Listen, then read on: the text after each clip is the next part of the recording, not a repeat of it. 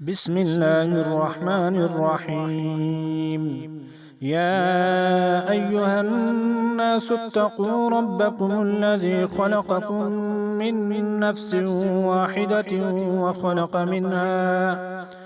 وخلق منها زوجها وبث منهما رجالا كثيرا ونساء، واتقوا الله الذي تساءلون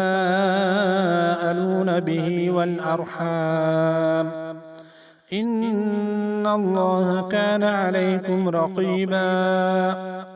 وآتوا اليتامى أموالهم ولا تتبدلوا الخبيث بالطيب ولا تأكلوا أموالهم إلى أموالكم، إنه كان حوبا كبيرا. وإن خفتم